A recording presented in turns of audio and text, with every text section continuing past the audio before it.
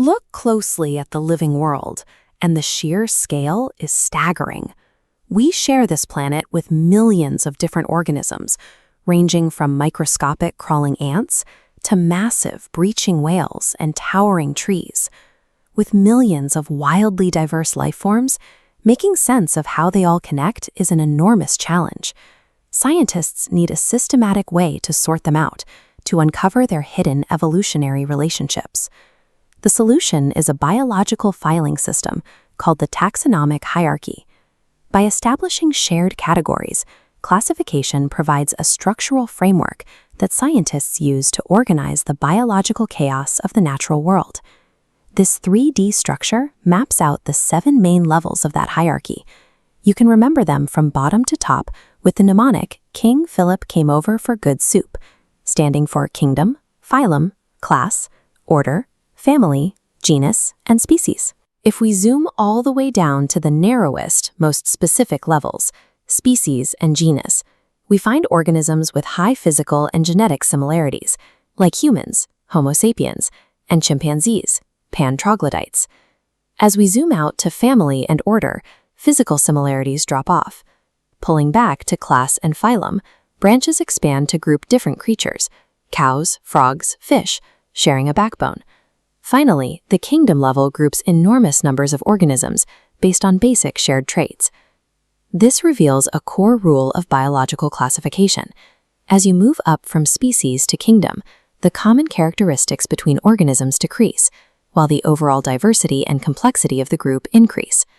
For a long time, scientists divided all complex living organisms into 2 massive empires, Kingdom Plantae and Kingdom Animalia. This equation shows the defining biological trait of the plant kingdom. They are autotrophic.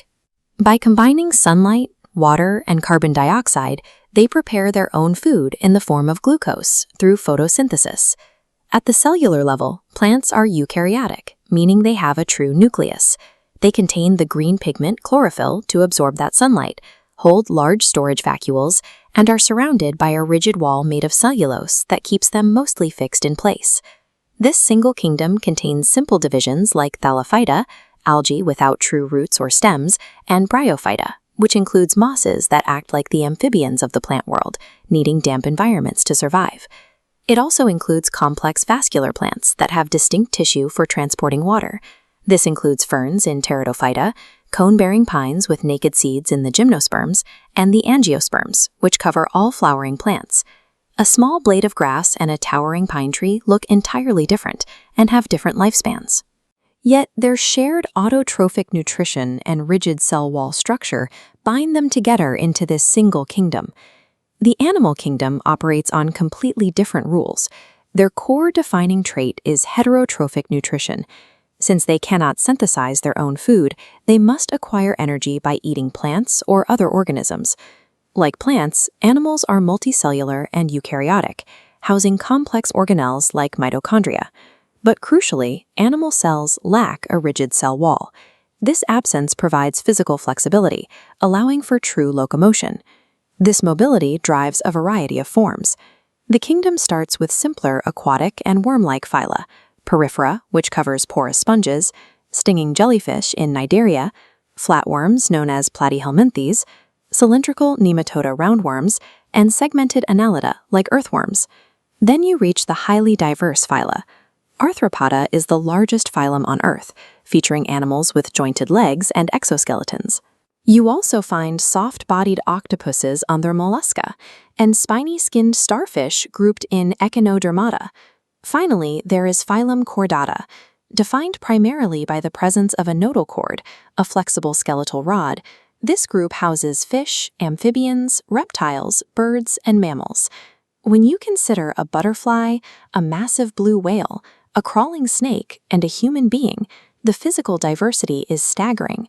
Yet they all share that exact same fundamental blueprint. They are heterotrophic, and their cells have no walls. While the traditional two-kingdom model offers a clean way to sort nature, a system that inevitable runs into limitations. Nature routinely breaks our rules. Take the microscopic euglena. It actively swims like an animal, yet it contains green chloroplasts to photosynthesize like a plant. organisms like this showed that the old binary system was incomplete. This chart illustrates how scientist Robert H. Whittaker adjusted the model. He expanded it into a 5-kingdom classification system: Monera, Protista, Fungi, Plantae, and Animalia, providing a more precise scientific arrangement. Taxonomy is a constantly adapting science. When we discover new biological truths, our categories must adjust to fit the reality of the natural world.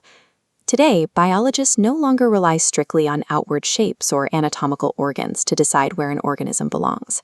We now look directly into the cells. By examining cytological features and analyzing molecular data, sequencing DNA, RNA, and proteins, scientists can track the actual genetic code. Mapping these molecules provides evidence for relationships that were previously hidden. For example, genetic sequencing confirms that humans and chimpanzees share up to 99% of their DNA, while also revealing how whales are related to hoofed mammals. Today, taxonomy serves as a global framework for identifying biological connections, a system that continues to refine our understanding of how life on Earth is linked.